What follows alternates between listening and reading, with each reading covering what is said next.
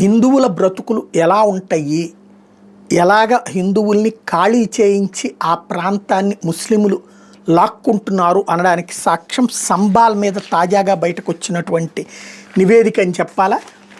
ఉత్తరప్రదేశ్లోని సంబాల్లో జరిగిన హింసాకాండ మీద దర్యాప్తు చేపట్టిన త్రిసభ్య కమిటీ షాకింగ్ నిజాలు బయటపెట్టింది.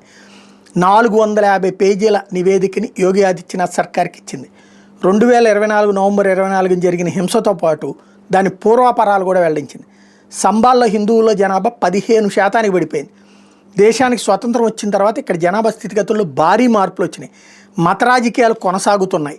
సంబాల్లోని షాహీ జామా మసీదులో సర్వే చేయాలని స్థానిక కోర్టు ఆదేశించడంతో పట్ల గత ఏడాది హింస చెలరేగడం, ఆ మసీదు ప్రాంగణంలో గతంలో హిందూ ఆలయం ఉండేదని పేర్కొంటూ కొందరు కోర్టును ఆశ్రయించడం, సర్వే కోసం వచ్చిన బృందంతో కొందరు నిరసనకారులు వాగ్వాదానికి దిగడం, ఇది క్రమంగా తీవ్ర ఘర్షణలకు దారితీసి రాళ్లదాడిలో 20 మందికి పైగా పోలీసులు గాయపడడం, ఈ వ్యవహారాల నేపథ్యంలో మాజీ హైకోర్టు న్యాయమూర్తి దేవేంద్ర అరోరా నేతృత్వంలో 3 సభ్యులతో కమిటీని ఏర్పాటు చేస్తే, ఈ కమిటీలో నివేదికలో అంశాలు ఏంటంటే సంబాల్లో 1947 తర్వాత 15 సార్లు మత ఘర్షణలు జరిగినాయి.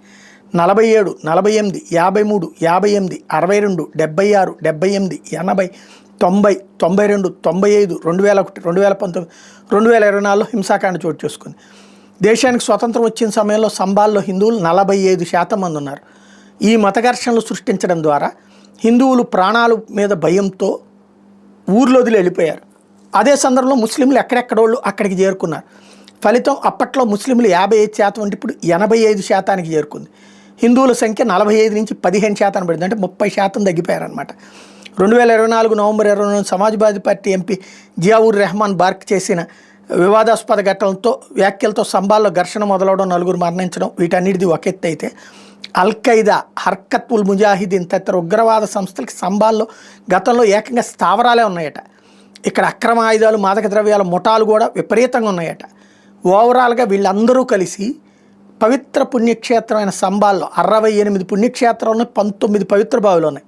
అవన్నిటినీ ఆక్రమించేశారు. చివరికి హిందువుల ప్రదేశాన్ని ఇస్లామిక్ రాజ్యంగా మార్చేశారన్నటువంటి విషయం బయటపడింది.